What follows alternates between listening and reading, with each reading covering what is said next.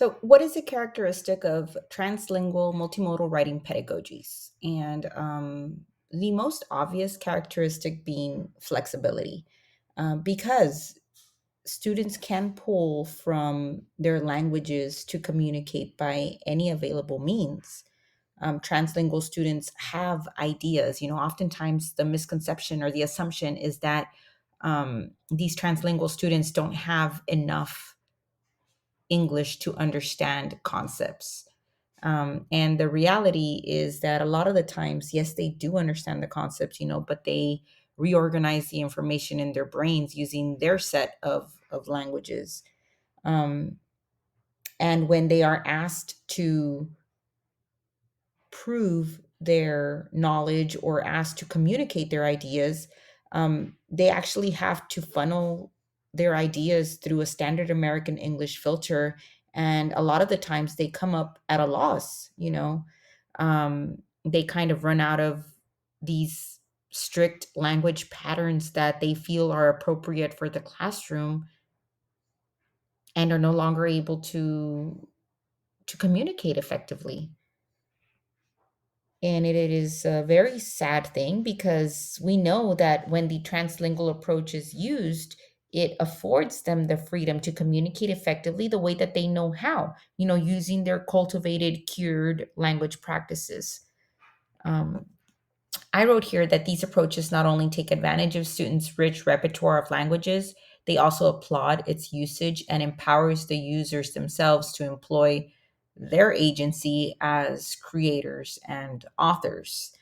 And a note here about the word authors, because with every reading, I am, or this idea that I have in my brain is reaffirmed, or this belief that, it's no wonder that students do not exercise their voice a lot more. It's not that they don't have things to say, it's just that they feel that they can't communicate them the way that they think they should. So they just don't.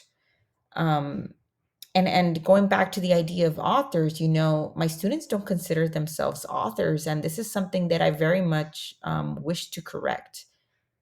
Just this week, we were playing writing roulette, and I, of course, include myself. I say we because I actually sit down with them and I take turns writing sentences with them, writing phrases with them. And at one point, one student didn't like what another student had added to his original sentence. And I was like, hey, hold on. We are all co authors here, and he has as much creative freedom as you do. And so we need to let it be. There will be a time where we can sit as authors and negotiate ideas and, maybe revise them or edit them later. And the student says, co-authors, in this very like incredulous tone, to kind of, signal to me like, authors, we're not authors, we're nobody, like nobody listens to us, why should they listen to us, type of tone. And like I said, this is something that I very much wish to remedy. And it's not that I hadn't heard that before. In the 15 years that I've been teaching, I have heard students question the word authors when I use it, describing them.